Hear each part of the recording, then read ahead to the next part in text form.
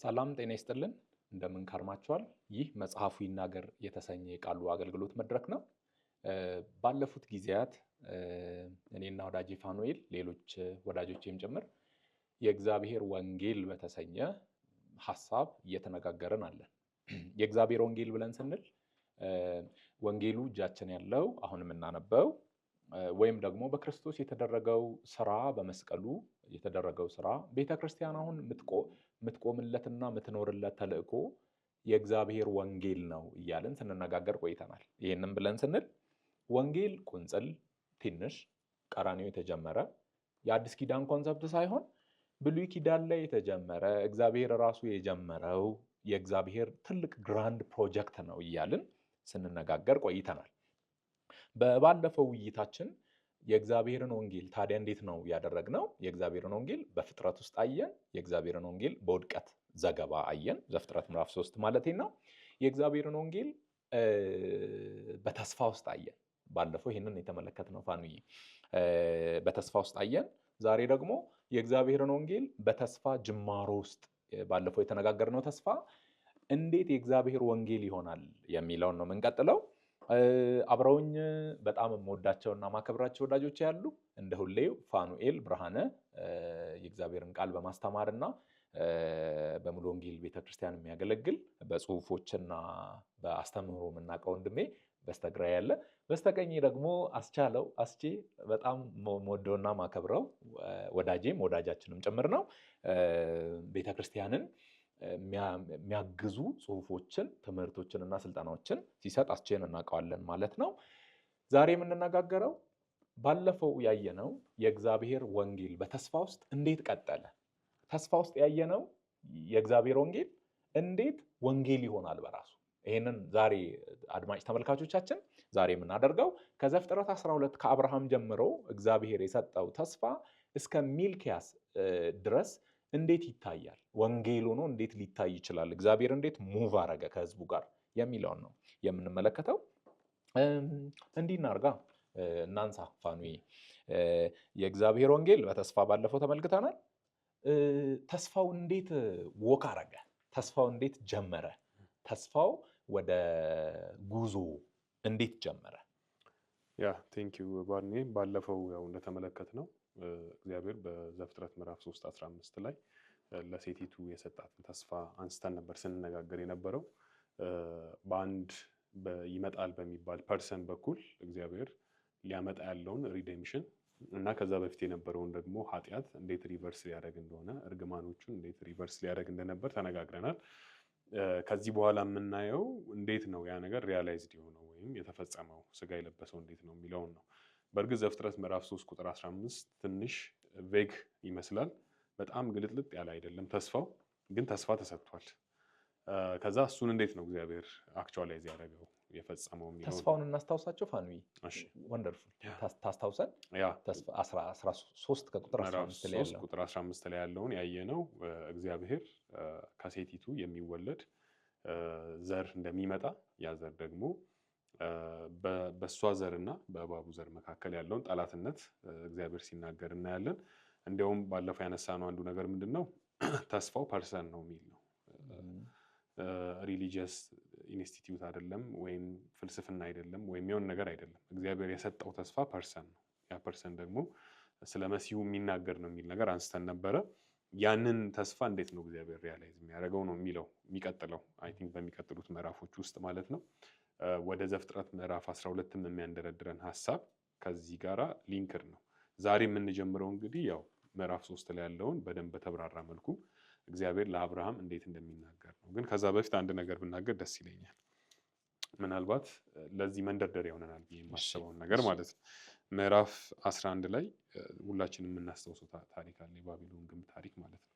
ሰዎች እግዚአብሔርን ለማግኘት አቴምፕት ያደረጉበት መንገድ እና ከዛ በፊት ደግሞ የነበረውን የኃጢአት እስካሌሽን እየጨመረ የመጣውን የኃጢአት ስርዓት እናያለን እና ምዕራፍ 11 ላይ ሲደርስ ጫፉ ጡዘቱን ነው የሚያሳየን። አይ ቲንክ አይደለም ሰዎች ወደ እግዚአብሔር የመድረስ ፍላጎታቸውን፣ ለራሳቸው ስም የማስጠራት ፍላጎታቸውን ይናገርና ያንን አምቢሽን እግዚአብሔር እንዳፈረሰው እና እንደበተናቸው እናያለን። ከተበተኑ በኋላ በምድር ሁሉ ላይ እንደተሰራጩ መጽሐፍ ቅዱስ ይነግረናል። የሰው ልጆች ማለት ነው። እንግዲህ ዘፍጥረት 12 በዚህ ኮንቴክስት ውስጥ ነው ያለው። ማለት ሰው እግዚአብሔርን ለማግኘት በራሱ አቴምፕት ያደረገበት መንገድ አለ። ዛሬ የምናየው ታሪክ የሚጀምረው ታሪክ ውስጥ ደግሞ እግዚአብሔር ሰውን ያገኘበት አቴምፕት ነው የምናየው ማለት ነው። ስለዚህ ኃጢአት እየባሰ ነው የሄደው፣ ግን እግዚአብሔር ለዛ መፍትሄ እንዴት እንደተንቀሳቀሰ የአብርሃም ታሪክ ያሳየናል። ወደፊት ደግሞ በደንብ እያወራን እንሄዳለን። በጣም ጥሩ ስላገናኘህልን። ምዕራፍ 3 አይተናል። 12 ቀጥታ ከመጀመራችን በፊት ያኛውን ጋፕ መካከል ያለውን ጀርኒ ስላገናኘህልን ቴንክ ዩ። ልክ ነህ አስቼ።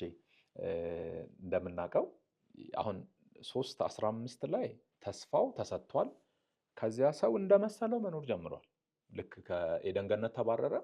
ከዚያ የራሱን ዓለም እንግዲህ ባለፈው ተመልክተናል። ኦቶኖመስ መሆን ነው የፈለገው አዳም። ከእግዚአብሔር ፊት ወጥቶ ኖ እኔ በውክልና አላስተዳድርም፣ እኔ ራሴም በራሴ አስተዳድራለሁ፣ እኔ መንግስት ነው በቃ መሆን የምፈልገው ያለ ይመስላል።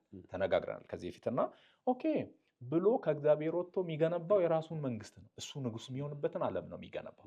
እንግዲህ እዚያ ላይ ከዘፍጥረት 3 ጀምራችሁ ስትመለከቱ አንደኛው ከተማ ሲገነባ፣ ሌላኛው ስራ ሲጀምር፣ አሁን እግዚአብሔር የሰጠውን ተልእኮ ኤደን ገነትን የመጠበቅ የመንከባከብና ለእግዚአብሔር የማስተዳደርን ሮል ሰው ለራሱ እያስተዳደረ ነበር የቆየው። ባበል ላይ ደግሞ የመጨረሻው ቅድም እንዳልከው ምናልባትም በኋላ ምዕራፍ 11 እና 12ን የምንሰራበት ኮኔክሽን ይኖራል። አስቼ እንዴት ይጀምራል እሱ ተስፋ ብለህ 3:15 ላይ እግዚአብሔር የሰጠው ተስፋ ምናልባትም ዘር ሲድ የሚለውን አይተናል። በሰው በኩል ፐርሰን ነው ብለናል። በሰው በኩል እግዚአብሔር እሱን ተስፋ ማስቀጠሉ ለሰው ልጅ ወንጌል ነው። ለወደቀ አንወርዚ ለሆነ ለማይጠቅም እግዚአብሔር ላይ ላመፀ ብሎም ደግሞ መፈንቅለ መንግስት ላሰበ እግዚአብሔርን ገልብጬ እኔ እቀመጣለሁ ላለ ሰው በአንተው በኩል ይመጣል የድነት ተስፋ የሚለው ለእኛ በጣም ትልቅ ወንጌል ነው እኮ። እሱን ነው እያየን ያለ ነው። እና ምናልባት ከአብርሃም ጋር ከማገናኘታችን በፊት የተስፋው ነው። ኦኬ ታንክ ዩ ፋኑዬ፣ ጥሩ አድርገህ ገልጸሃል። እዛው ላይ ትንሽ እኔ 3:15 ላይ ዘፍጥረት ላይ የተሰጠው ተስፋ ኮንተንቱ ላይ ላቦሬት ባደርግ ደስ ይለኛል። መምጣቱ ብቻ ሳይሆን መጥቶ የእባብ ራስ ይቀጠቅጣል ይላል። ሰው እቺ ራስ የምትለዋ በአውዱና በኮንቴክስቱ ወደኋላ ሄደን እባቡ መጥቶ ምንድን ነው ሰው ሉዝ እንዲያደርግ ያደረገው? እንደምታውቀው እግዚአብሔር የፍጥረት ሁሉ ምንጭ ነው። ከሱ ነው የተገኘው፣ እሱ ነው የፈጠረው። ከዛ ምድር ላይ ሰውን ፈጠረ። ከሱ ጋር ህብረት እንዲኖረው ከሰማይ በሚያገኘው ምርት፣ ከሰማይ በሚያገኘው ኃይል ምድርን እንዲያስተዳድር ነበረ። ስለዚህ እባብ ወይም በአዲስ ኪዳኑ ትርጉም ጳውሎስ ሰይጣን ብሎታል። ሁለተኛ ቆሮንቶስ ምዕራፍ 11:3 ላይ መጥቶ ሰውን ሲቆርጥ ከእግዚአብሔር ዘንድ ኮኔክሽኑን ሲያበላሽ ምን ነው ሉዝ ያደረገው? ለአዳም የነበረውን አውቶሪቲ ነው ካት ያደረገው። ስለዚህ ሰው ከሰማይ ሲቆረጥ፣ ከሰማይ ሲለያይ፣ በኢንዲፔንደንሲ አውቶኖመስ ሲያደርግ ምን አጣ? ከሰማይ የሚሆነው እነች ራስ የምትለዋ ልዩ ትርጉም አላት ለእኔ። በኋላ ኢየሱስ ክርስቶስን አዲስ ኪዳን ሲገልጸው ጳውሎስ ኤፌሶን ላይ ራስ አድርጎ ሰጠው ይላል አይደለ? እና የራስነት ኢሹ መምጣቱ ብቻ ሳይሆን ፎከስ ያደረገው ማለት ነው። ዘርፎር መጥቶ ሲያጣላን፣ ሲቆርጥና ሲለያየን አውቶሪቲን ከለከለን። ከእግዚአብሔር በተለየን ቁጥር ፓወር ተቆረጠብን ማለት ነው። ስለዚህ በአንተና በሴቲቱ መካከል በዘርህና በዘራዋ መካከል ጠላትነት አደርጋለሁ፣ እርሱም ራስህን ይቀጠቅጣል፣ አውቶሪቲን ይወስድብህና መልሶ ለተገባው ይሰጣል። ቢኮዝ ያን ነው የከለከለን የምትለዋ በጣም ወሳኝ ናት። ከዛ በኋላ የሰይጣን ሙቭ ከተከተልክ እንግዲህ የወደቀ ሰው አንደር ዘ ኢንፍሉዌንስ ኦፍ ሰይጣን ነው የሚሆነው። ጤናማ ያልወደቀ ሰው አንደር ዘ ኢንፍሉዌንስ ኦፍ እግዚአብሔር ነበር። ስለዚህ ያው ምዕራፍ 11 ጋር ስትሄድ 11 ጋር ከመሄድ በፊት 10 ላይ የምዕራፍ 11ን ፕሮጀክት የጀመረው ሰውዬ ናምሮድ ይባላል። ታውቃለህ? ይሄ ሰው ምዕራፍ 10 ቁጥር 8 ላይ ኩሽ ናምሮድ የሚባል ሰው ወለደ። ይህ ሰው ኃያል መሆን ጀመረ ይላል። በእግዚአብሔር ፊት ኃያል እና እችን ቃል በደንብ ስናጠና እግዚአብሔርን ኦፖዝ በማድረግ ሰው ናምሮድ ብቻውን አይደለም። ያ ሰውን አታሎ በኃጢአት ምክንያት የጣለው ዲያብሎስ ከጀርባው ሀሳብ ፊድ እያደረገ እየሰራ ነው። ኦፖዚሽን ነው። እግዚአብሔርን ሪፕሌስ ለማድረግና ኖ ሰው እንዳየውና የእግዚአብሔርን ቫኪዩም እንዲሞላለት ምዕራፍ 11 ላይ የተጀመረው ፕሮጀክቱ በዛ ነው። እግዚአብሔር ምዕራፍ 11 ላይ ኦፖዚሽኑን ሲያደርግ የህንፃ ርዝመት ፈርቶ ሳይሆን ቢሃይንድ ያለው አይዲያ ኢትስ ኢቪል ስለሆነ ነው። ያቺ እንትን እያለ የመጣ ስለሆነ እና ናምሮድ ምዕራፍ 10 ቁጥር 9 ላይ የመጀመሪያ ከጥፋት ውሃ በኋላ የሰውን መንግስት የጀመረው እሱ ነው። በሰናኦር ምድር ባቢሎንን መሰረተ ይላል እና ባቢሎን ኪንግደም ያ ባቢሎን እስከ ራእይ ድረስ ትሄዳለች፣ እግዚአብሔርን የሚቃወም ሲስተም። ፖይንቴ የምዕራፍ 3:15 ራስ ይቀጠቅጣል ለምትለዋ ተስፋ ኖት ኦንሊ ፐርሰን ሆኖ መምጣት ብቻ ሳይሆን ዊዝ አውቶሪቲ ፉል አውቶሪቲ ሪስቶሬሽን። ከዛ ሪስቶር ከተደረገ በኋላ ከእግዚአብሔር ጋር ኤቭሪቲንግ ከእግዚአብሔር የምንቀበልበት እንደሆነ እንድናይ ነው እና ራስ የምትለው አውቶሪቲ። ታንክ ዩ በጣም አስቼ እናመሰግናለን። ባለፈው ከሄድሺፕ ጋር አንስተን ይሄንን የሚመለ ያጣው እሱኛው የመምራት አቅም እና የተሰጠው ተልእኮ መልሶ እንደሚያገኘው አንዱ ተስፋ ካልናቸው ተስፋ ውስጥ የታየ ወንጌል ካልናቸው ሀሳቦች መካከል ነው። እሱን በደንብ ስላሰመርክበት ታንክ ዩ። አሁን እንሂድ እስቲ አብርሃም ጋር እንምጣ። እኔ 11 እና አሁን በጣም ጥሩ ከ3 ጀምሮ ከ2 ጀምሮ እንግዲህ ኃጢአት እየተበራከተ ነው፣ ሰው እያመፀ ነው። በእግዚአብሔር ላይ ያመፀው ሰው አሁንም ማመፁን ቀጥሏል እና እንዴት ተስፋውን ከአብርሃም ጋር እናገናኝ? ፋኑዬ ያ ቅድም ያው አስቼም ካለው ጋር እኔም ካቋረጥኩበት የምቀጥለው ስቲል እግዚአብሔር አሁንም የአንድ ሰው ፕሮጀክት አይደለም ያለው። ስለ አብርሃም ስናወራ ዘሆል ኔሽን ነው እግዚአብሔር ያሰበው። ምክንያቱም ቅድም ካልነው ጋር ምዕራፍ 3 ላይ ስለ ሰው ልጅ ነው የምናወራው እንጂ ስለ ኔሽን ወይም ስለ አንድ ኢትኒሲቲ አይደለም። እግዚአብሔር የሰጠው የተስፋ ቃል ምድርን ሁሉ ኢንኮምፓስ የሚያደርግ ነው፣ የሚጠቀልል ነው። ስለዚህ ያንን ፕሮጀክት እንዴት ሊፈጽመው መጣ? እግዚአብሔር ወደ አንድ ኢንዲቪጁዋል ነው የመጣው። እዚህ ጋር ቅድም ያልኩትን በደንብ ላሰምረው የምፈልገው አንድ ሰው እንደዛ ይላል። በወርልድ ሪሊጅንስ እና በክርስትና መካከል ያለው ሜጀር ዲፍረንሱ ይሄ ነው። እግዚአብሔር ወደ ሰዎች የመጣበትና ቅድም አስቻለው ሰዎች ወደ እግዚአብሔር ፎር ኦቶሪቲም ሴክ ይሆናል ወደዛ ለመሄድ የሞከሩበት አቴምፕት ያደረጉበት መንገድ ነው እና ይሄኛው ፓርት በጣም ደስ የሚለው ምዕራፍ 12 ላይ ኢኒሼት ያደረገው ራሱ እግዚአብሔር ሲጀምር እግዚአብሔርም ብሎ ነው የሚጀምረው። እግዚአብሔርም አብርሃምን አለው። ስለዚህ አነሳሹ ራሱ እግዚአብሔር ነው። የዚህ ተስፋ ፍጻሜ ጅማሬ እንቅስቃሴው ባለቤት ራሱ እግዚአብሔር ነው። ስለ ወንጌልም ስናወራ ይሄ በጣም ኢሴንሻል ነገር ነው ብዬ አስባለሁ። ስለዚህ ምንድን ነው ያለው? እግዚአብሔር አብርሃምን አለው ከሀገርህ ከዘመዶችህ ከአባትህ ቤት ተለይተህ እኔ ወደማሳይህ ምድር ውጣ፣ ታላቅ ሕዝብም አደርግሃለሁ፣ እባርክሃለሁ፣ ስምህንም አከብረዋለሁ፣ ለበረከትም ሁን። የሚባርኩህን እባርካለሁ፣ የሚረግሙህንም እረግማለሁ። የምድር ነገዶች ሁሉ ባንተ ይባረካሉ። ምናልባት መጀመሪያ ላይ ስናነሳ ታስታውስ ከሆነ ጋላትያ ምዕራፍ 3ን ጠቅሰን ይሄን ነበረ የመጀመሪያው ወንጌልን የሰማው ሰው አብርሃም ነው የሚለውን ሀሳብ ራሱ ጳውሎስ ነው የሚነግረን። ስለዚህ የመጀመሪያው የምስራች ተብሎ የተነገረው ሰው ጉድ ኒውሱን የሰማው ሰው አብርሃም ነው። ምንድነው አብርሃም? ያው እያየነው እንሄዳለን። አይ ቲንክ ግን አንድ ነገር ብቻ ሜንሽን ላድርግ። ምናልባት አዘባኮፍ የጽሁፎቹ ጀርባ ሊሆን ይችላል። ግን ይሄ እውነተኛው አምላክ የሆነው እግዚአብሔር ወደ አንድ ሰው መምጣቱ ወንጌል የምንለው አሁን ብዙ በእኛም ዘመን ላይ አንዱ ያለው ነገር ስለ በረከትም ስናስብ እግዚአብሔር ወደ አብርሃም መምጣቱ በራሱ ራሱን ሪቪል ማድረጉ ከዛ ይጀምራል ብዬ አስባለሁ። ብለሲንጉ እውነተኛው እግዚአብሔር ተገልጦለታል ለአብርሃም።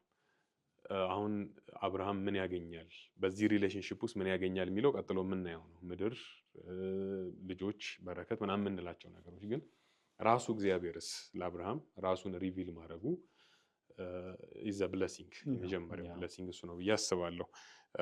ከዛ በኋላ ደግሞ እግዚአብሔር ሚዲየም እንደሚያደርገው እና ወደ ምድር ነገሮች ሁሉ እንደሚሄድ እና በሱ በኩል እንደሚባረኩ ይናገራል። እዚህ ላይ ኤንፈሲስ መስጠት እፈልጋለሁ። ምክንያቱም ቅድም አስቼ እንዳለው ትልቁ ችግርም መጽሐፍ ቅዱስ ሜንሽን የሚያደርገው የእግዚአብሔርና የሰው ልጆች ዲስኮኔክሽን ነው። እውነተኛው አምላክ ማን ነው የሚለውን ሰርች፣ ማን ነው እውነተኛው እግዚአብሔር፣ ማን ነው የምናመልከው እውነተኛው አምላክ ማን ነው የሚለው ሰርች ስለሆነ ጥያቄ ውስጥ የነበረው አብርሃም በዚህ መንገድ ተባርኳል ብዬ አስባለሁ። ከመባረክ ነው የሚጀምረው አብርሃም ራሱ። ትንሽ ሊጨምርበት እዚህ ጋር እና ምዕራፍ 12 ጋር ስንመጣ እንግዲህ ጎስፔልን እያሳየን አይደለ? ጌታችን ኢየሱስ ክርስቶስ የመጨረሻ የሚልጃ ጸሎት ለደቀ መዛሙርቱ ሲያደርግ አንድ በጣም ክሪቲካል ነገር አንስቷል። ዮሐንስ 17:3 ምን ይላል? እውነተኛ አምላክ የሆንከውን አንተን የላከውን ኢየሱስ ክርስቶስን ያውቁ ዘንድ ይቺ የዘላለም። ስለዚህ እግዚአብሔር ማወቅ ነው ህይወቱ ያለው። አሁን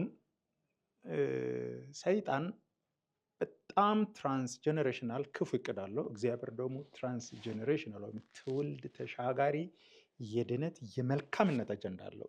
ያ የመልካምነት አጀንዳ ነው ወንጌል የምንለው። አሁን አብርሃምን ስጠራው አብርሃም ጠራ ብዬ ብቻ አላስብም። አብርሃም ከየት ተጠራ ብለህ ስታስብ ከከለዳውያን ኡር። ዌር ኢዝ ከለዳውያን ኡር ካልክ ባቢሎን። ባቢሎን ማን ነው? ናምሩድ የመሰረተው ከተማ። ናምሩድ ማለት ባይዘው የራሱ ስሙ አመፀኛ ማለት ነው። ናምሩድ እግዚአብሔር እንዳይመለክ ሂስቶሪካሊ ወርልድ ሪጅን ቅድም ስታስብ ፈኑዬ ሳነሳ ኦል ከእግዚአብሔር እውነተኛ አምላክ እንዳይመለክ የሚያደርግ እምነት በሙሉ መነሻው ከባቢሎን ነው። ሂስቶሪካሊም ስታጠና ማለት ነው። ይሄ ሰው እውነተኛ አምላክ ሰይጣን ከጀርባ ሆኖ የአመፃ ሰው ከጀርባ ሆኖ የሚሸፍነው። ስለዚህ ከዚህ ከባቢሎን ውስጥ ነው አብርሃምን ያወጣው፣ ከሌላ ቦታ ከቆንጆ ቦታ አይደለም። ኢያሱ ምዕራፍ 4 ቁጥር 1 እና 2 ይላል አባቶቻችሁ ከወንዝ ማዶ ታራም እና ኮሬም ባዕድን ያመልኩ ነበር፣ የጨረቃን አምላክ ያመልኩ ነበር፣ አኮ የሚባሉት። አብርሃም የተጠራው እንደው ጥሩ ሰፈር ምናምን አይደለም፣ እግዚአብሔር እውነተኛን የሚሸፍን የባቢሎን ግንብ ቢሳካ ማለት ሰው በቃ እንደ ፊገር አድርጎ የሚያመልከው ነገር ለመመስረት ነበር። ከዛ ውስጥ ጠራና እኔ ነኝ። ስለዚህ አብርሃም ለእኔ እስክሪን ሁንልኝ፣ ለዓለም ሕዝብ እውነተኛ አምላክ እኔ ነኝ። ጉዳዩ የአብርሃም ብቻ ሳይሆን እግዚአብሔር እውነተኛ አምላክ ባዕድ ጨረቃ፣ ፀሐይ፣ ሌሎች በሚመለኩበት ውስጥ ከዛው ሰው አውጥቶ እኔ ነኝ ላሳይበት ብሎ እየጠራ ነው። ስለዚህ ከዮሐንስ 17:3 ጋር ስታገናኝ እግዚአብሔር ምን እየሰራ ነው? ሂዝ ኤክስፕሬሲንግ ሂምሰልፍ። ያቺ ደግሞ የዘላለም ህይወት ናት። ወንጌል ጉድ ኒውስ ነው፣ መልካም ዜና ነው። መልካም ዜና አምላክ ለሰው ልጅ ከዘላለም ያሰበው ሀሳብ ከማንነቱ የመነጨ መሆኑን እንረዳለን። ወንደርፉል። ተመልካቾቻችን እየተነጋገርን ያለ ነው ወንጌል እግዚአብሔር ራሱን የገለጠበት መንገድ ሁሉ ነው። ሰልፍ ዲስክሎዥር ኦፍ ጋድ ወንጌልን የምናስበው ወንጌልን ይሄ ለማስታወስ ነው። ወንጌልን ከጸጋ ስጦታዎች ጋር ከአገልግሎት ጋር በጣም ጥቂት ነገር አድርገን ከሆኑ ክፍሎችና አዳራሾች ጋር አይደለም ማለት ነው የምናገናኘው። ግዙፍ ነው። ከባበል በፊት ከአብርሃም በፊት ከውድቀት በፊት ግዙፍ ትልቅ አጀንዳ ነው እግዚአብሔር የጀመረው። ከአብርሃም ጋር አገናኝታችሁ እንዴት አሁን በጣም ያነሳችሁት ሀሳብ እንዴት ወንጌል ሊሆን ይችላል? አሁን እግዚአብሔር አንድን ሰው የሰማይና የምድር ዳርቻ ፈጣሪ እግዚአብሔር ትልቁ እግዚአብሔር አንድ ሰው ሊያወራ ወደሆነ ሰፈር መሄዱ ሲቀጥልም ቅድም እንዳነሳኸው ኢኒሼቲቭን የወሰደው ራሱ እግዚአብሔር ነው። ባለፈው እንደተመለከትነው አይ ዊል ብሎ እግዚአብሔር ነው ጠላትን ኢነሚቲ አደርጋለሁ ብሎ በእባቡ ዘርና በሴቲቱ ዘር መካከል ኢኒሼቲቭን የሚወስደው ራሱ እግዚአብሔር ነው። አዳም ወድቆ ተደብቆ ጥሪ የሚጀምረው ራሱ እግዚአብሔር ነው። እዚህ ጋር የሆነ ነገር አይመጣላችሁ? ዲቫይን ኢኒሼቲቭ ይሄ የወንጌሉ እግዚአብሔር የሚጀምር ወንጌል እግዚአብሔር የጀመረው ከእግዚአብሔር የወጣ ብስራት ነው። ከእግዚአብሔር የጀመረ ሐሳብ ነው ወንጌል እና ልዑሉ እግዚአብሔር ወደ አብርሃም እየመጣ ነው። አብርሃም ያለምንም ቅድም አስቼን እንዳነሳኸው ያለምንም ቅድመ ሁኔታ አብርሃም እየተጠራ ነው። ይህንን እናውቃለን፣ በክርስቶስ ይህንን እናውቃለን። እና ስለዚህ ሌሎች ልታነሷቸው የምትችሏቸው ነገሮች አሉ ከአብርሃም ጋር ምናልባት ኪዳን ሊነሳ ይችላል፣ ተስፋዎች ሊነሱ ይችላሉ። እነዚህን ትንሽ እናንሳቸው። አብርሃም ጋር ትንሽ እንቆይ። አብርሃምና ቤተሰቡ ጋር እዚያ ጋር እንዴት ወንጌል ሊሆን ይችላል ይላል። እሺ ያ ቅድም የተባለው ነገር በጣም ፓወርፉል ነው። በክርስትና ውስጥ ሚስ የሚደረገው ትልቁ ነገር ነው ብዬ አስባለሁ። ምናልባት ይህን ተናግሬ ወደሚቀጥለው ሊድ ሮሜ ምዕራፍ 1 ላይ ጳውሎስ ስለሚመሰክርላቸው ወንጌል ሲያወራ በነቢያት በኩል በቅዱሳት መጽሐፍት እግዚአብሔር አስቀድሞ ለሰጠው ተስፋ ለእግዚአብሔር ወንጌል ተለየ ይላል እና ሮሜን ስናነብ ጳውሎስ ከራሱ እጅ ያወጣዋል ጎስፕልን። የሰዎች ፋብሪኬሽን አይደለም፣ የሰዎች የፍልስፍና ውጤት አይደለም።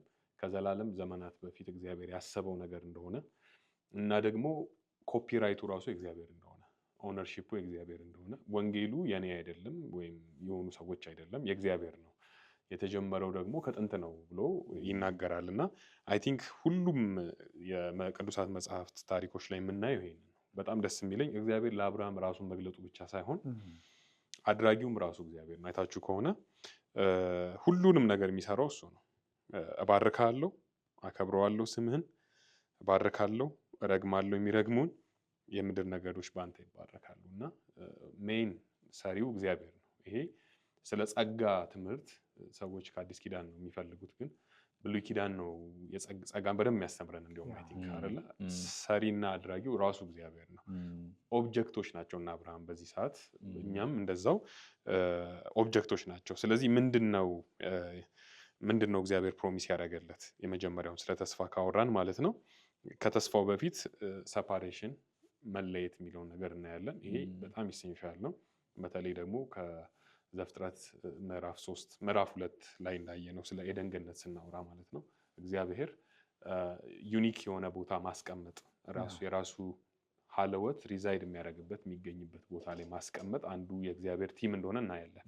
ስለዚህ ቅድም እንደተባለው ከኡር ጣዖታት ከሚመለኩበት፣ ሌሎች አጋንንቶች ከሚመለኩበት ቦታ እኔ ወደ ማሳይ ምድር ስፔሲፊክ ሎኬሽን ይሰጠዋል። ስለዚህ ልክ አዳምና ሔዋንን እግዚአብሔር ወደ ኤደን ገነት አመጣቸው እንደሚለው ማለት ነው፣ በኤደን ገነት አኖራቸው እንደሚለው እግዚአብሔርም ዩኒክ የሆነ ቦታ ለአብርሃም እንዳዘጋጀ፣ ለአብርሃም ብቻ ሳይሆን ለዘሩም ጭምር እንዳዘጋጀ እናያለን። ስለዚህ የመጀመሪያው ግን መለየት ነው። መለየት አይ ቲንክ አሴም ጨምርበት ይችላል። ትልቅ ቲም ነው ስክሪፕቸር ውስጥ አይደለ? ትልቅ ጭብጥ ነው። ከመለየት በኋላ እንዲሁ ዳሰስ ስላርጋቸው ታላቅ ሕዝብ አደርግሃለሁ። ቅድም እንዳልነው ኔሽን የሚባለው ኮንሴፕት በሕዝብ በኩል ነው እግዚአብሔር ለምድር ነገዶችን በረከት የሚያመጣው። እሱን ያው እያወራ ነው እንሄዳለን በኋላ። ስምህን አከብራለሁ። እቺን አንድ ሀሳብ ላንሳ። ምናልባት የመጽሐፍ ቅዱስ አስተማሪዎች እናንተም ታውቁታላችሁ የሚያነሱትን ማለት ነው። ምዕራፍ 11 ላይ የባቢሎናውያን ሙከራ የነበረው አንዱ ስማቸውን ታላቅ ማድረግ ነው፣ ማግነን ነው። የሰልፍ አቴምፕት ስማቸውን ታላቅ ማድረግ ነው። እዚህ ላይ ግን ስምህን አከብረዋለሁ ብሎ የሚመጣው ራሱ እግዚአብሔር እንደሆነ እናያለን። ከዛ በኋላ ደግሞ ሶስተኛው ደግሞ ስለ ምድር ነገዶች ያወራል ማለት ነው። እዚህ ላይ የሚጨምረው ካላችሁ ያ ሴፓሬሽኑን ሬትሮስፔክቲቭ በአዲስ ኪዳን ብርሃን ምናልባት ከሰፓሬሽን ጋር አገናኝታችሁ ኮልድ አውት እሱን ኮንሰፕት ማንሳት ትችላላችሁ። ውጣ የሚለውን ኮንሰፕት ኒው ተስተመንት ላይ የቤተ ክርስቲያን ኮንሰፕት አለ፣ የእስራኤል መውጣት አለ፣ ገና ልናይ ከግብፅም መውጣት አለ። የመውጣትን የመለየትን ኮንሰፕት እንችላለን ማየት። ጳውሎስ እንግዲህ ዶክትሪናል ኮንሰፕቶችን ያነሳበት መጽሐፍ አንዱ ኤፌሶን አይደለ?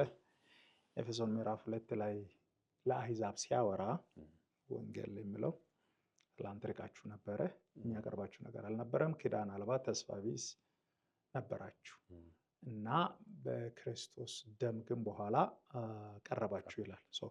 ወንጌል ዘፍጥረት 3:7 ላይ ባደረግነው የሰው ዘር ባደረገው ትሪዚዮን ኪደት ወይም ከእግዚአብሔር አገዛዝ ነፃ ወጣለሁ ብሎ የወጣበት ያመጣብን ጣጣ ነው፣ ሰፓሬሽን ነው። እና እግዚአብሔር ይሄ የማቅረብ መልሶ ኮኔክት የማድረግ ወንጌል በብሉይ ኪዳን ውስጥ ለማሳየት ቅድም ስናነሳ ዘፍጥረት 2:8 ላይ ኤደን ገነት ኢት ኢዝ ኖት ዝም ብሎ እንትን ብቻ ሳይሆን እግዚአብሔርና ሰው የሚገናኝበት ስፖትም ነው። እንዲሁ በዛሬ ቋንቋ ሰውና እግዚአብሔር መገናኛ ራይት እንደ አልተር ልንወስደው እንችላለን።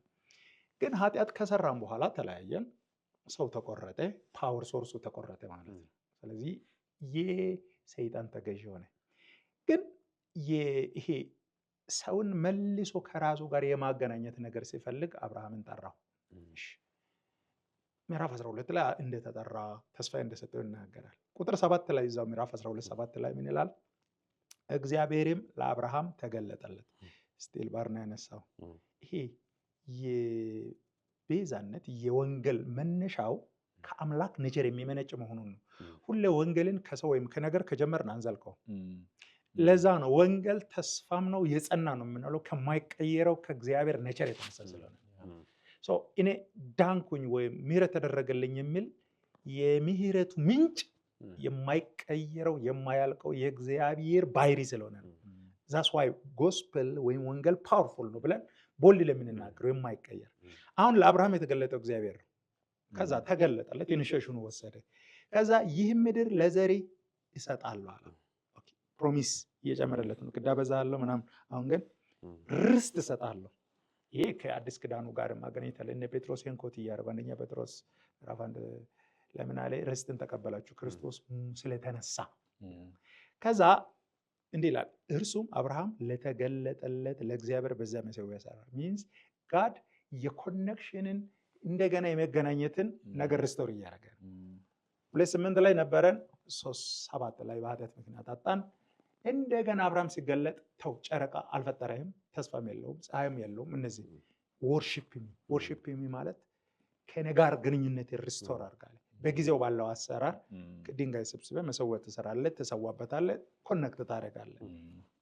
3:12:7 ላይ እግዚአብሔር የኮኔክሽንን እንዴት ሪስቶር እያደረገ ከኤፌሶን 2:15 ጋር ቀረብን፣ በደሙ ቀረብን፣ አሁን መግባት ቻልን የምትለው አብርሃም ቲቶ የባቢሎንን አማልክት የኡርን አማልክት ሳይሆን እውነተኛውን አምላክ ሊያመልክ ከዛ በሱ በኩል እግዚአብሔር እንደገና ለሰው ዘር እኔ ነኝ አምላክ፣ እኔ ነኝ ፈጣሪ፣ እኔ ነኝ ተስፋ የሚለውን ያሳየበት ሪስቶሬሽን እንደሰራበት ታያለህ። እና መሰዊያ እንደ ኖርማል ሪቹዋል ነገር ሳይሆን የሪሌሽንሺፕ ወደ ወንጌል ስንመጣ ዘላቂ የጎልጎታ መሰዊያ ኢየሱስ ራሱን የሰዋበት ከአብ ጋር የተገናኘንበት የጎስፕል ሰንተር የምንለው አብርሃምና እግዚአብሔር ደግሞ እንደጀመረ።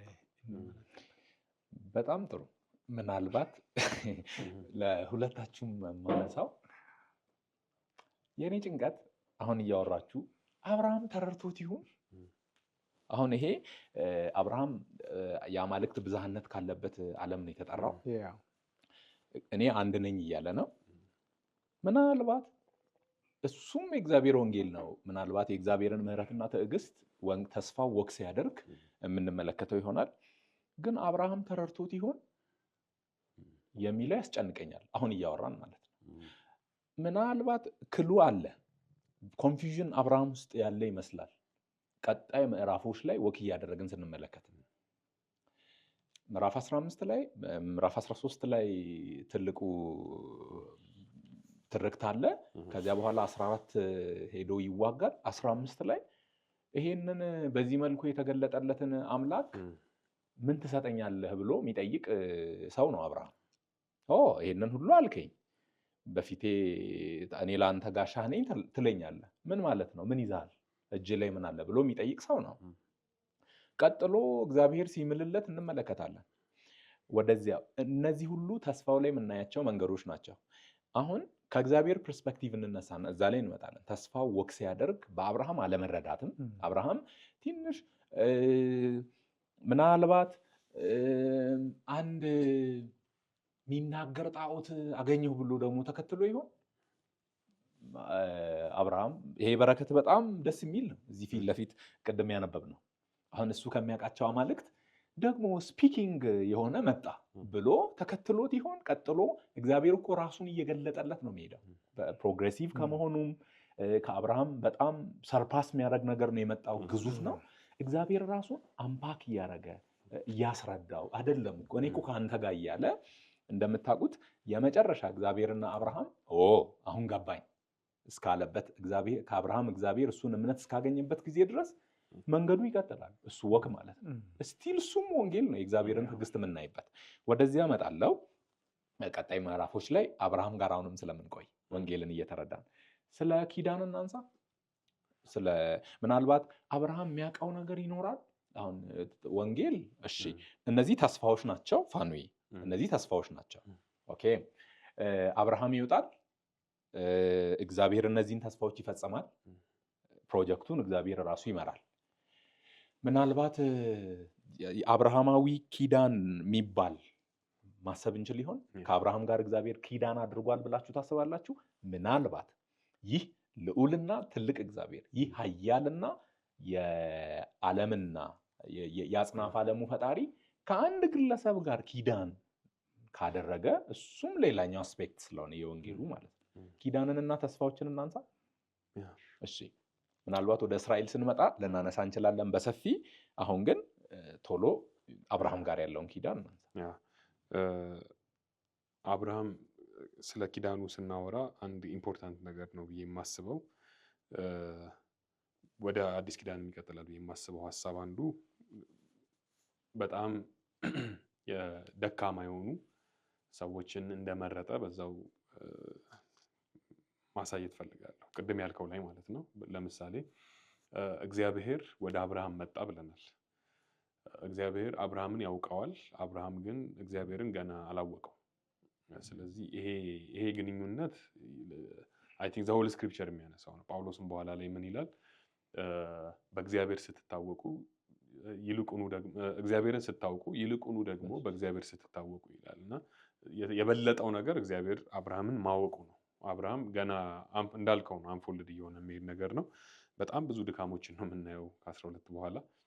መጽሐፍ ቅዱስም በዋናነት የእግዚአብሔር ታሪክ መሆኑ እንዲታወቅ ጸሐፊዎቹ የሰዎቹን ድካም አልሸሸጉንም። ሰዎቹ በጣም ደካማ ሰዎች ናቸው፣ የተመረጡት ሰዎች ማለት ነው።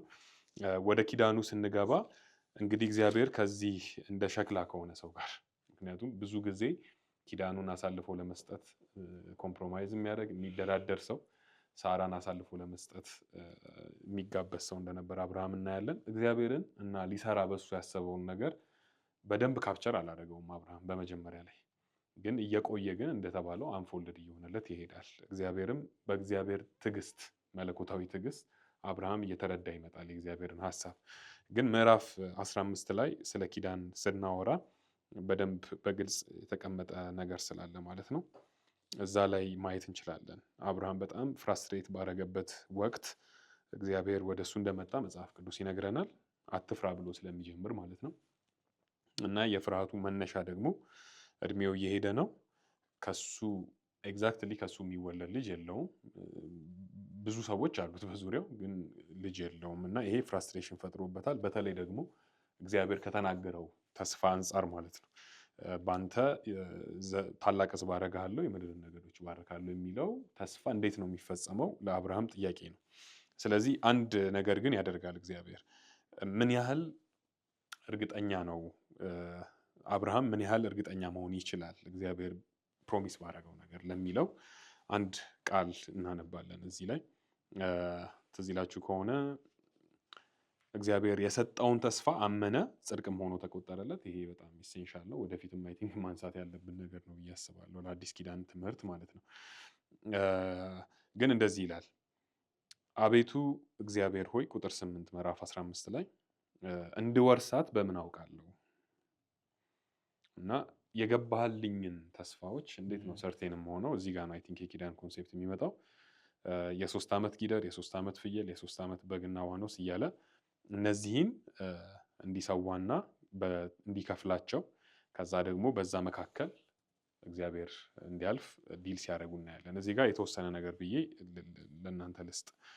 ኪዳን የሚባለው ሀሳብ በጥንት ዘመን ላይ በእንስሶች መከፈል የሚደረግ ነው እንደምናውቀው ማለት ነው። 2 ሰዎች ኪዳን ሲገቡ እንስሳ በመካከላቸው ያደርጋሉ። እንስሳውን ለ2 ይሰነጥቃሉ። በእንስሳው መካከል እጅ ለእጅ ተያይዘው ያልፋሉ። ያ የድሮ የጥንት የኪዳን ስርዓት ነው። ሀሳቡም ደግሞ ለኪዳኑ የውል ስምምነት አንደኛው አካል ተገዢ ካልሆነ እንደዚህኛው እንስሳ ሰነጠቃለሁ ወይም ይሰንጥቀኝ እንደማለት ነው፣ እሞታለሁ እንደማለት ነው። ስለዚህ ያንን የኪዳን ስርዓት በዘመኑ የነበረውን የኪዳን ስርዓት እና ወግ እግዚአብሔር ተጠቅሞ ከአብርሃም ጋር ሲገባ እናየዋለን። ምናልባት እናንተም ሀሳብ እንድሰጡበት የምፈልገው ዩኒክ የሚያደርገው በዚህ በተከፈሉት እንስሶች መካከል የሚያልፈው እግዚአብሔር ብቻ መሆኑ ነው፣ እንደምናውቀው ማለት ነው። ምዕራፍ 15 ላይ ሁለቱም አይደለም የሚያልፉት። ኪዳኑ ሲፈጸም እግዚአብሔር ብቻ በዛ መካከል እንዳለፈ ይነግረናል ክፍሉ። በዚሁ አንድ ነገር ኮሜንት ላድርግና ትቀጥላላችሁ። ኪዳን ሲጀመርስ ያስፈልገው ለምንድን ነው? እግዚአብሔር እንደዚሁ ማድረግ አይችልም ወይ? እንዲሁ መፈጸም አይችልም ወይ የሚል ነገር ልናነሳ እንችላለን። መጀመሪያ ስለ ኪዳን ዲቴል ከማውራታችን በፊት አንድ የመጽሐፍ ቅዱስ አስተማሪ የተናገረውን ልናገር። እግዚአብሔር ታማኝነቱን ማሳየት ይፈልጋል። ፌስፉልነሱን ማለት ነው። ታማኝነቱ የሚገለጥበት ፕላትፎርም ነው ኪዳን ማለት። አደርጋለሁ፣ ለዚህ ማሳያ ደግሞ ኪዳን ገብቻለሁ፣ ለዚህ ኪዳን እኔ ታማኝ ነኝ። ስለዚህ እንደምታውቁት እግዚአብሔር የሚያደርገውን ነገር የሚያደርገው ክብሩን ማኒፌስት ለማድረግ ነው።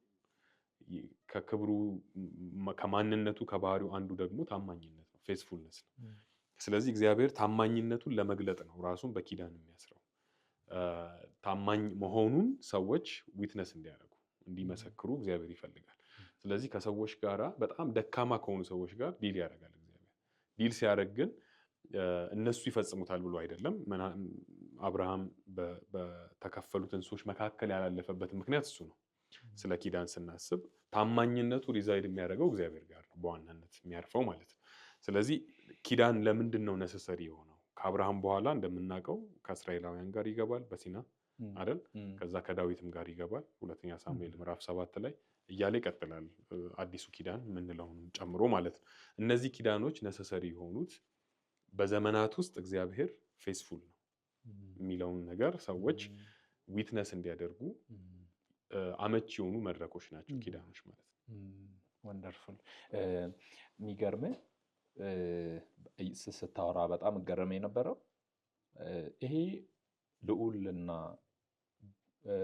ምጡቅ የማይደረስበት ረቂቁ ኃያሉ የአጽናፈ ዓለሙ ፈጣሪ ምንጭና ደጋፊ የሆነ እግዚአብሔር በጥንት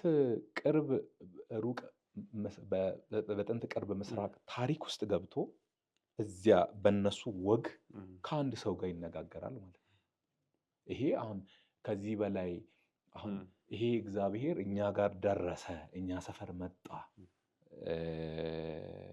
አይደለም የምንለው ወንጌሉን። እና አሁን በአብርሃም አውድ ስትመለከቱ በቃ እሱኑን ናሬቲቭ ተጠቅሞ አብርሃም ይጠይቃል። እንደውም አንዳንድ የቅዱሳት መጽሐፍት አጥኚዎች እንደሚሉን አብርሃምን በጣም ያነሳሳው 12 ላይ የሰማቸው በረከቶች በጣም የሚያስነቅሉ ናቸው በእኔ ትውልድ ቋንቋ። እንደው እዚያ ጥቂት ደሞዝ ትንሽዬ ስራ እያለ ከሚኖርበት እኔ የረገጥክበትን መሬት ለአንተ እና ለዘርህ የሚለው ባይችልም ያስከትላል። እንደው ባያደርግም በጣም ሌላ የሚናገር ሆኖ ማለት ነው። ጣዖቶቻቸው የእስራኤልን አምላክ ከሌሎች አማልክት የሚለየው he is speaking and acting God ይናገራል፣ ያደርጋል። የአሕዛብ አማልክት እንደዚህ አይደሉም፣ የሚናገሩላቸው ሌሎች ናቸው። ይሄ ሞኖቴስቲክ ወደሆነ እግዚአብሔር አንድ ብቻ ወደሚመለክበት አብርሃምን እየጠራው ነው። ከዚያ ጣዖታትን ለመጋበዝ ችግር የለባቸውም። በጥንት ቅርብ ምስራቅ ያሉ ሰዎች እንደ አንድ ጣዖት ተከትሎት እነዚህን በረከቶች ፈልጎ የተከተለው ይመስላል። ከዚያ ጠያቄዎቹ ዘርህን የሚለውን የት አለ የሰጠኝ ልጅ ብሎ ነው የሚጠይቀው። እንዲህ ይሄ ደማስቆ ሰው ነው የሚወርሰኝ፣ የት አለ ዘር ትለኛለህ? ይህን ሁሉ ዓመት ጠበቅኩ። ኮሽን እያደረገ ነው አሁን የትረስት ጉዳይ። ስለዚህ እግዚአብሔር ቀደም እንዳነሳኸው ሀሳብ ይመጣል ማለት ይሄንን በምን አውቃለሁ አንተ እንደምትሰጠኝ? who are you አንተ ቆይ ላምንህ በደንብ እያለ እግዚአብሔርም ይሄንን ጥያቄ እግዚአብሔር መጠየቁ በአንድ ሰው እንዴት መሐሪ ነው፣ እንዴት ቸር ነው ማለት ሁሉን የሚችለው እግዚአብሔር ይሄንን ልታደርግ ትችላለህ ተብሎ ሊጠየቅ ዲያሎግ እግዚአብሔር በዚህ ልክ ወርዶ ከዚህ ደካማ ሰው ጋር መነጋገሩ ይሄ ወንጌል አይደለ? ይሄ ትልቅ ርቀት እኮ ነው እግዚአብሔር የመጣ አንድን ሰው ቁጭ ብሎ ዛፍ ስር ቁጭ ብሎ እግዚአብሔር ሲያወራ በሚፈራረሙበት ተመልካቾቻችን እንመጣለን። በሚቀጥሉት የሱዘሪያን የኪዳን ስርዓት የምንለውን ከእስራኤል ጋር ቀጥሎ እናነሳለን። ልክ ተፈራርመው ቤት ተከራይተው እርሻ ሸጠው በሚፈራረሙበት አውድ እግዚአብሔር እንደ አንድ ፐርሰን እንደ አንድ የሀገሬው ሰው ሲያደርግ ይሄ ትልቅና ምጡቅ ሐሳብ ነውና 15 ላይ ያለውን የኪዳንን ሐሳብ እንመልከት። ሌሎችም እንደሚሉት እግዚአብሔር ብቻውን አልፏል። በዚህ ውስጥ እኔ ነኝ ምናልባትም ኮሜንት እንደሚያደርጉት ብሉይ ኪዳንን የሚያጠኑ ሰዎች አንተ ታንቀላፋለህ፣ እኔ ዘላለማዊ ነኝ በዚህ ኪዳን ውስጥ። ይህ ኪዳን ትውልድን የሚሻገር ስለሆነ አንተ በትውልድ የተገደብክ ነህ። ምክንያቱም ምናልባት ከጥፋት ውሃ በኋላ እግዚአብሔር ገድቧል። ስለዚህ አብርሃም ማንቀላፋት አንተ ታንቀላፋለህ፣ በመልካም ሽምግልና ትቀበራለህ፣ ትሄዳለህ ይለዋል ምዕራፍ 15 ላይ እና አብርሃም ይሸመግላል፣ ይሞታል። ይህ ተስፋ እስኪፈጸም ጽኑ የማይሞት ሞት የማያውቀው ስለ ተስፋ ቃሉ ለዘላለም የሚቆየው ሲጀመር ተስፋ ሊጣልበት የሚችል እሱ እግዚአብሔር ነው። ብቻውን እግዚአብሔር አለፈ። አንዳንዶች ስለ ሽምግልና ያነሳሉ፣ ስለሚሞት አብርሃም ይህንን ሁሉ እግዚአብሔር ሲፈጽም ለዘሮቹ በሕይወት አይቆይም ብለው ያነሳሉ። አንዳንዶች ደግሞ ስለ ፌዝፉልነስ አንተ መንገድ ላይ ሊንጠባጠብ ይችላል ያንተ እምነት። አሁን እኔ ነኝ ታማኝ፣ ወደዚህም ብንወስድ ወደዚያም ብንወስድ።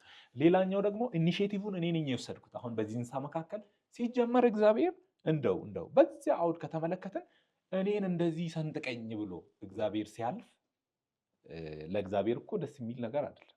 በጣም ኢንካርኔት አድርጎ መሆን አለበት። እግዚአብሔር በጣም ወርዶ ይሄንን እኔ ባላደርግ እንደዚህ ልሁም ብሎ እግዚአብሔር አልፎ አየ። ይሄ ወንጌል ነው። ይሄ ተነቦ በጣም ወንጌልን ልንል የወንጌልን እውነት በጣም ልንረዳ የምንችልበት ሀሳብ ነውና እዚህ ላይ ምናልባት የአብርሃምን መንገዶች ቀጣይ መንገዶች እየተመለከትን ያለ ነው። ከአንዳንድ አብርሃምን ፍጹም ምሳሌ አርገን አሁን የኪዳን ፍጽምና የወንጌሉ ምጡቅነትና የወንጌሉ ፍጹምነት የሚታየው ከጠሪው ከእግዚአብሔር ምሕረትና ከማንነቱ እንጂ ከተጠሩ ሰዎች ሁኔታ መዋዠቅና ከነሱ ጉዞ አይደለም፣ ከነሱ ወክ አይደለም። ከአብርሃም ጋር በሚቀጥሉት ጊዜያት ወክ እናደርጋለን። የእግዚአብሔርን ታማኝነት ግን እዚያ ውስጥ እናያለን።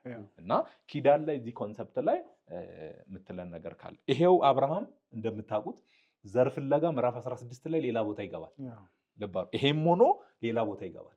ይሄው አብርሃም ምዕራፍ 17 ላይ ሌላ እሹ አለ። ሌላ እያለ እግዚአብሔር ራሱን እየገለ በዚህ በኩል እየመጣ ምዕራፍ 15 ላይ ዋጋህ ታላቅ ነው የሚለውን ዋጋህ እጅግ ታላቅ ነው የሚለውን ሌሎች ትርጉሞች ዋጋህ እኮ እኔ ነኝ እሰጥሃለሁ ያልኩ ዘር አይደለም እንደሚሉት ዋጋህ እኔ ነኝ የምትወርሰው እኔኑን ነው። ቀደም አስቼ እንዳለው ወደዚህ ሪሌሽንሽፕ ወደ ራሴ ነው የጠራሁት እያለ እግዚአብሔር እኔ ነኝ እያለ ይናገራልና የእግዚአብሔርን ኪዳን ከአብርሃም ጋር ከጊዜያችንም አንጻር የምትለው ነገር ካለ ያ ቅድም ለማንሳት እንደሞከርኩኝ እኔ ወንጌል ቢግ ናሬሽን ትልቁ የእግዚአብሔር ታሪክ ቁጭ ብለህ እንደ ፊልም ብትመለከት በጣም ቦግ ብሎ የሚታየው የማይናወጡ የእግዚአብሔር ባህሪ ነው የማየው። አብርሃም በእግዚአብሔር ምሕረት ላይ የእግዚአብሔርን ፍቅር ተጠቃሚና ቤኔፊሻሪ ነው ማድረግ የሚችለው እንጂ ሰውና እግዚአብሔር አቻ ላቻ አድርገህ ስለ ኪዳን የምናወራበት ብቃትም የለም። ይሄ ደግሞ በአዲስ ኪዳን ላይ ቦግ ብሎ መጽሐፍ እንደምናገር ማለት ነው። ገላትያ 2:16 ጳውሎስ ምን አለ? ሥጋ የለበሰ የሰው ዘር የሆነ በራሱ ብርታት ብቃት በእግዚአብሔር ፊት ልክ መሆን እንደማይችል የተረጋገጠ ነው። ይሄ ማንን ይመለከታል? አብርሃምንም ይመለከታል። ሥጋ የለበሰ እግዚአብሔር በእነዚህ ሁሉ ውስጥ ምን እያሳየ ነው? ሰው የእግዚአብሔርን ነገር አመን ብሎ መቀበል ካልሆነ በስተቀረ አቻ ሆኖ አይ ዊል ኪፕ ዲስ አንተ የሚለው አይደለም። ይሄን ነው የሚያሳየው። ከላይ ቅድም ፋኖ ምዕራፍ 15ን ዘፍጥረቱን ስንመለከት ፈራ ቢኮዝ ከሲቹዌሽኑ የተነሳ። ይሄ ደግሞ ትክክለኛ ሰው እኛ አምላክ አይደለንም፣ ሰው ነን። ስለዚህ ሰው ደካማን እግዚአብሔር አንስቶ አድኖ ትልቅ እንደሚያደርግ ነው። ፈራ ባይፈራ ነው የሚደንቀው። ቢኮዝ ሄዶ ምዕራፍ 14 ላይ ነገስታትን ነካክቷል፣ ልጅ የለውም፣ እድሜ ሄዷል። ተስ ሪል ነገር ነው። ስለዚህ እግዚአብሔር ሲያደርግ አትፍራ፣ እኔ የጠራው ላንተ ጋሻ ነኝ አለ። ከዛ ጥያቄውን አቀረበ። አርጅቻለሁ፣ ዘር የለኝም ስል ዘሬ እንደ ሰማይ ከዋክብት እንደ ምድር አሸዋ ስል ቁጥር 6 ላይ አመነ ጽድቅ ሆኖ ተቆጠረ። ዛት ኢዝ ዘ ጎስፔል ሄርድ ማለት አመነ ጽድቅ ሆኖ ተቆጠረ። ምን አመነ? እኔ ምንም ባልሞላም እግዚአብሔር ስላለ በእነዚህ ጠላት መካከል በሚጠሉኝ ጣዖት በሞላበት ውስጥ አምላክ ያድነኛል ብሎ አመነ። ዘር እሰጣለሁ ብሎ ይሰጠኛል ብሎ አመነ። ያ ፓርቱ የሱ ነው። ከዛ እሺ ከሰጠኸኝ ቀጥሎ አሁን እንግዲህ የኪዳኑ የምህረት ኪዳኑ ፓርት ቁጥር 18 ላይ መጣው። እሺ ዘሬን ካበዛ በኋላ ምህረት የለኝም ምን ሰጣቸዋለሁ እኮ ቢኮዝ በጊዜው ባለው እንደ ባላይምሮ እንደ መንፈሳዊ ቢታስብ ምህረቱ የሱ አይደል። እሱ ምጻተኛ የሰው ሀገር ነዋሪ ነው። ከናናዊ ይዘዋል፣ ፈሪዛዊ፣ ያቡሳዊ፣ ቀድሞናዊ ምናምን የሚባሉት ዋዮች ይዘውታል። እዛ ውስጥ ሆነ የኔን በለ ዝም ብለህ ልትል አትችልም። ቢኮዝ ነገስ ስትንቀሳቀስ ተቃውሞ ይመጣል።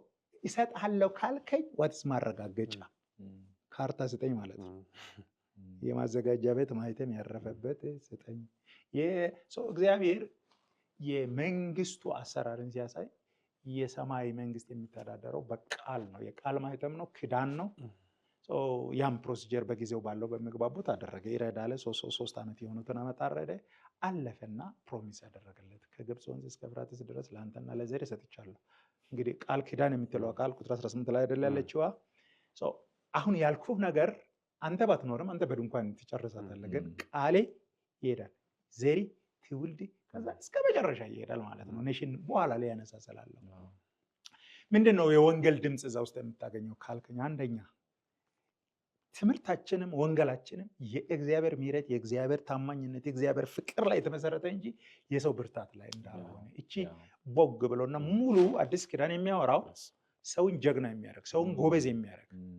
አንዳንዴ እንሳሳታለን። አሁን ይሄ በጣም ጀግና መድረክ ላይ ምንም ጀግና የሚባል ከተወራ ምሕረቱ፣ ከተወራ ፍቅሩ፣ ከተወራ ቸርነት አሁን ከምን ጋር አገናኛለሁ? ምናልባት በኋላ በደንብ አነሳለሁ እንጂ በጣም የምወደው ቃል አለ ለሁሉም ለእምነትም ዘጸአት አሁን ሙሴን ሲያወራ ማን ነኝ የሚለው እግዚአብሔርን አወጀ ይላል። አወጀ ማለት ዲክላሬሽን ዩ ካንት ኮሜንት ኢት ዲስ ኢዝ የእግዚአብሔር መንግስት አዋጅ ነው። መንግስት ያሰበው ህግ ሲፈልግ አዋጅ ያደርጋል። ከዛ በኋላ ትይዛለሁ አንዱ እግዚአብሔርን አወጀ መሐሪ ስትቀርበኝ ትራስት ምሕረትን ተመን እንጂ ጉብዝናን ከተማመንክ በራሴ ጽድቅ እመጣለሁ ካልክ ቴስት ስትደረግ ገና አንድ ስቴፕ ሳታደርግ ትወርቃለህ። ምዕራፍ 6 ላይ አብርሃም ቢወድቅ አይደንቅም። አብርሃም ሰው ነው። ምዕራፍ 15 የሚነግረን ከአብርሃም አትጀምር፣ የምህረቱም ጉዳይ የተስፋ ጉዳይ በአምላክ ላይ የተመሰረተ ነው። 17 ጋር ስትሄድ እኔ ኤልሻዳይ ነኝ ማለት እኔ አልለወጥ። ዘጸአት ምዕራፍ 6 ጋር ሄደና ለአብርሃም እኮ ኤልሻዳይ የሚሆንን ብቻ ነው ነገርኩት፣ ሌላ ማንነትን አልነገርኩትም። ወንጌል የሚያወራው ሌላ ነገር አይወራም። ወንጌል ከወጣ ፍቅሩን ታወራለህ፣ ምሕረቱን፣ ታማኝነቱን እና that is called gospel። እግዚአብሔር እያለማመደና ለኛ እየነገረን ያለው ይሄ ነውና እኛ ሰባኪዎችም መማር ያለብን መድረክ ላይ ወጥቶ የሰው ጉብዝና አይወራም፣ የራስ ጽድቅ አይወራም፣ እኔ ምናምን አይወራም። ልጁ ሲወራ ጸጋው ይገለጣል፣ ምሕረቱ ሲወራ ኃይሉ ይገለጣል። አብርሃም መውደቁ ሁላችን በራሳችሁ ከሞከራችሁ እንደዛ ነው። ግን ወድቀን ቢሆን ትረስት ሚ ነው 16 ላይ ወድቆ ፎርፌ አላለም እኮ መጣና እንደገና አብርሃምን እኔ በፊት ተመላለስ የሚያጸና ተስፋዬ ነው ደሜ ነው ማለት ነውና ይሄ ነው ወንጌል ይሄ ነው ወንጌል። እና ብሉይ ኪዳንና አዲስ ኪዳን ሁለት የሚጋጩ ዓለማት ተደርገው ይታሰባል። የኛ ሐሳብ የዚህ ፕሮግራም ሐሳብ በነዚህ ጊዜያት አለ እሰይ የሚያስብል የእግዚአብሔር ጸጋ ነው ይሄንን የሚያደርገው ሊያስብል የሚችል እውነት ከነዚህ ከብሉይ ኪዳን ቅዱሳት መጽሐፍት ገጾች ውስጥ ይነበባል። ከእያንዳንዱ የእግዚአብሔር ምሕረት የእግዚአብሔር ጸጋ ይፈልጋል ወደ ሰው ልጆች የሚለውን ነው እያሰብን ያለ ነው። ስለዚህ ሲጠቀለል የአብርሃም በረከት እንደዚህ ይላሉ የቅዱሳት መጽሐፍት አጥኚዎች። በረከት ብለሲንግ፣ ኔሽን ወይም ሲድ ዘር፣ ቀጥሎ መሬት የመሬት ተስፋ ስለዚህ አሁን በዚህ እንስማማለን ይመስለኛል። አዎ። እነዚህ የሚባርኩህን እባርካለሁና እባርክሃለሁ በረከት፣ ይቺ ምድር ለአንተና ለዘርህ እሰጥሃለሁ ላንድ እያሉ እነዚህ እግዚአብሔር እንግዲህ ይሄንን በዚህ መልኩ ከፈረመለት በኪዳን በሚባለው ማዕቀፍ ውስጥ ከተግባቡ እግዚአብሔር ይሄንን የሚፈጽምበትን ላይን ነው እንግዲህ የምንመለከተው በቀጣይ ጊዜያት። ይሄንን እግዚአብሔር እንዴት ወሰደው ወዴት ወሰደው የሚለውን ነው። ተመልካቾቻችን ሰው ደካማ የሰውን ድካም የአብርሃምን ድካም ስንመለከት በጣም ፍጹም ወንጌል ከእግዚአብሔር ነው የጀመረው። የሚሰራውም ራሱ እግዚአብሔር ነው። ኢኒሺዬሽኑን የወሰደው ራሱ እግዚአብሔር ነው። ምናልባት በብዙ ድካም ውስጥ ያሉ ሰዎች በዚህ መካከል አሁን እኛን የሚሰሙን ውይይታችንን የሚከታተሉ ከናንተ አይደለም፣ ከኛ አይደለም፣ ከስራ አይደለም ያለን መጽሐፉ ከዚህ ነው የጀመረው። ከኛ አይደለም ሲጀመር በእኛ የተጀመረ አይደለም። ሰልፍ ጊቪንግ ላቭ የእግዚአብሔር ራሱን ዘላለም ውስጥ ይኖር የነበረው እግዚአብሔር ፍቅር ኤክስቴንሽን ነው ወንጌል ወደ ሰው የመጣው እና እሱም ፍቅር ነው የምንናገረው። ለዚያ ፍቅር ሞተ ተቀበረ ከሚለው ከአዲስ ኪዳን ብቻ ሳይሆን ወደዚህም ይህ እውነት አለ ለማለት ነው። ምናልባት ፋኑይ አብርሃምና ይስሐቅ ያዕቆብ ጋር ምናልባት ዘሩና ትውልዱ ጋር በቀጣይ ውይይታችንን እንመጣለን። ይስሐቅና ያዕቆብ ጋር ይሄ ተስፋ እንዴት ይቀጥላል የሚለውን ጥቂት ትለንና ወደ መጠቅለሉ እየመጣ ነው። በጣም ደስ የሚል ነገር ነው እየተነሳ ያለው። ሰዎቹ ከዚህ በኋላ የሚመጡት እንዳለ ዘፍጥረት ላይ የአባቶች ታሪክ ነው፣ የፓትሪያርክስ ነው። አብርሃም፣ ይስሐቅ፣ ያዕቆብ እና ዮሴፍ የአራቱ ታሪክ ነው በዋናነት እስከ ዘፍጥረት ምዕራፍ 50 ድረስ። አንድ ነገር ሜንሽን ላድርግ፣ አይ ቲንክ ከዚሁ መንፈስ ባንወጣ ደስ ይለኛል። ማለት ኢንፈሳይዝ የሚያደርገው እሱን ስለሆነ ማለት ነው። እንዳለ ሰዎቹ ላይ ስፔሲፊካሊ የሚያሳየን ጸሐፊው ምን ያህል ሰዎቹ ቤተሰቡ በአጠቃላይ ችግር ያለበት ሶሪ ስለዚህ አማርኛ ግን በጣም ደካማ የሆነ ቤተሰብ እንደሆነ ደካማ ብንለው ይሻላል።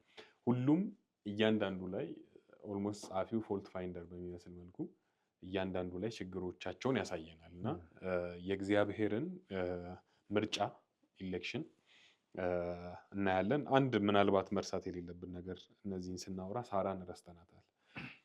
የአብርሃም ሚስት በጣም ኢሴንሻል ፓርት ነው ያላት ኪዳን ውስጥ እና ሳራንም አሳልፎ በመስጠቱ ነው እግዚአብሔር አብርሃምን የተቆጣው። ትዝ ይላችሁ ከሆነ ለአቢሜሌክ ማለት ነው።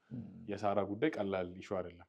ግን ሳራ ላይ ስናወራ መካን መሆኗን ብናስብ አንዱ አሁን ካወራ ነው ቲም ጋር ስለሚሄድ ማለት ነው።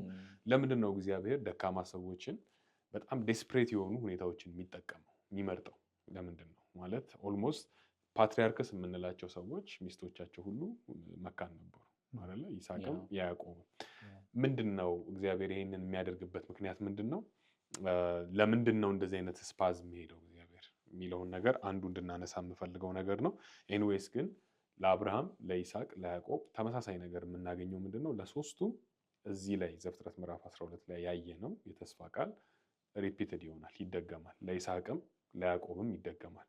በአንተ በኩል አንተን እባርክሃለሁ፣ ምድርን እሰጥሃለሁ እና ደግሞ በአንተ በኩል የምድር ነገሮች ይባረካሉ የሚለው የኪዳን ቃል ለሶስቱም ሲደገም እናያለን፣ ለይስሐቅም ለያዕቆብም። ዊች ሚንስ ቀደም ጥሩ ነገር ባድን የተናገርከው እነዚህ ሰዎች ቴምፖራሪ ሲሆኑ የእግዚአብሔር ኪዳንና የተስፋ ቃል ግን ዘላለማዊ ነው። ስለዚህ በእነዚህ ሰዎች በኩል እግዚአብሔር ሊፈጽመው ያለውን ነገር እንመለከታለን። ከታይም አንጻር ይሄን ልበል። በጣም ጥሩ። ስለዚህ ከአብርሃም ቤተሰብ አንጻር ታንኪዩ። ቤተሰቡ የሚመሳሰል ነገር አለው በጣም ቅድም ባነሳው ሀሳብ አንድ ጸሐፊ እንደዚህ ያስባል። ብሉይ ኪዳን ላይ ሪፍሌክት ሲያደርግ እግዚአብሔር ለምነትን ከለምለም ለማምጣት አይሰራም።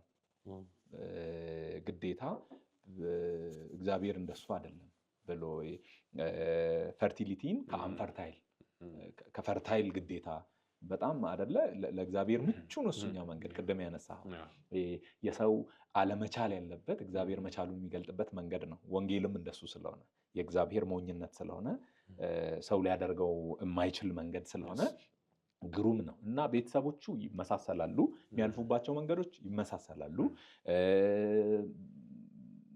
እግዚአብሔር ኪዳኑን ራሱን ይደግማል ሲያስረዳ እንመለከታለን። በዚህ ሁሉ ውስጥ እግዚአብሔር ታማኝ ነው። የእግዚአብሔርን ታማኝነት ፌዝፉልነስ ሶስቱም አራቱም ወደ ግብፅ እስከወረዱበት ጊዜ ድረስ ሌላው ቀርቶ አብርሃምን እግዚአብሔር የታገሰበት መንገድ እስከ 22 ምናልባት የቅዱሳት መጽሐፍት አጥኞች እንደሚሉት ምዕራፍ 22 እና አብርሃም የተጠራበት ዘመን መካከል 50 ዓመት ሊሆን የሚችል እድሜ አለ ዓመታት አሉ። እሱን ፓዝ አሁን እንደዚህ ሆኗል ብሎ እግዚአብሔር አብርሃም ያመነው እምነት ተገልጦ በተራራው አሁን በቃ እንደምትወደኝ አሁን ይሄ ልጅ ባይኖር ከኔ የተነሳ የገባሁልህ ተስፋ እንደሚቀጥል አሁን ከልጅ አንስተሃል አይነን አሁን እኔን ትረስት አድርገሃል ለዘላለም የሚለውን እስከተረዳበት ጊዜ ድረስ ረጅም ዓመት ነው ያለፈው። እግዚአብሔር ድነትንና ራሱን ሊያስረዳ በሰው ፍጥነት ወክ ማድረጉ ወንጌል አይደለም። በአብርሃም እነዚህን ዓመታት በእርሱ ፍጥነት ነው የሚያስረዳው። ለምን ትቸኩላለህ? ለምን እንደዚህ ታደርጋለህ ሲል አትመለከትም። አይደለም እኮ በዚህኛው በኩል እያለ እግዚአብሔር ራሱን በተለያየ አስፔክት ለአብርሃም ያስረዳል ማለት ነው። እና ይሄ ነው ወንጌል የምንመለከተው ከዚህ ውስጥና በተመሳሳይ መልኩ ለሌሎቹም እግዚአብሔር ሲገለጥ ሲያወራ ነው የምንመለከተውና ከግብፅ ቀጥሎ ያለውን የአብርሃምን ቤተሰብ ጉዳይ በቀጣይ ውይይታችን ነው የምንነጋገረው። ምናልባት ከቀጣዩ ከይስሐቅ ከያዕቆብና ከዮሴፍ ጋር ተያይዞ የእግዚአብሔርን ታማኝነት ዘርን ሲድን በሚመለከት የምትለን ነገር ካለ እስኪ።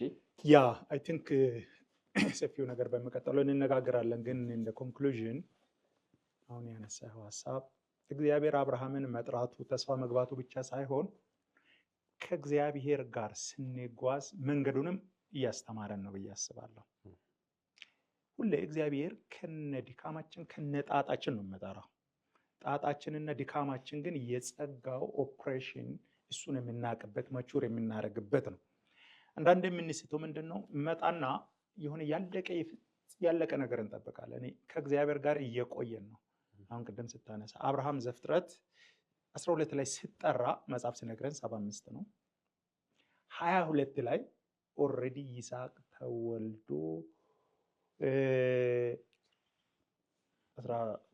ሶስት ዓመት ቆይቶ ጋፑን ተመልከት። within this time 15:6 ላይ ምን ይላል? አመነ ጽድቅ ሆኖ ተቆጠረለት። ሳልቬሽን የምንለው 22 ላይ ግን አመነ ሳይሆን አይደለም ራሱ ታማኝ ሆነ። ነህምያ ሲገልጠው ምዕራፍ 8 ቁጥር 9 ላይ ምን አለ?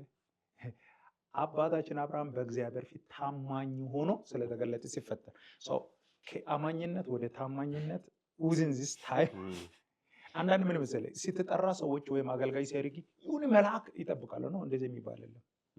መንገድ ሁሉ እያበሰለን ነው ማለት ቻሌንጆቻችን የእግዚአብሔርን ክንድ የምናውቅበት ጥያቄዎቻችን የሱን ታማኝነት የሱን ኃይል የምናውቅ because እግዚአብሔር የተሰራን ሰው ይፈልጋል እንጂ የሆነ ቦታ ፒክ አይደለም። because በእነዚህ ሁለታ ምንድነው ጸጋው ክብር ይገለጽ። ኤፌሶን ምን አለ? በበደል በኃጢአት ሳለን ሙታን ሳለን ጠራን ይቅር አለን። ገርሞን ሳለን ሙታን አስነሳን። ተደንቀን ሳንጨርስ ከሰማያት በአብ ቀኝ አስቀመጠን ይላል። ምን ሆነ ስል በዚህ ሁሉ በሚመጡ ዘመናት የጸጋው ባለጠግነትን ያሳይዘን። so every challenge ፍቅሩን፣ ችሎታውን፣ ማዳኑን፣ ትዕግስቱን ሁሉ እንደምታይበት ነቸሩን እንድናይ።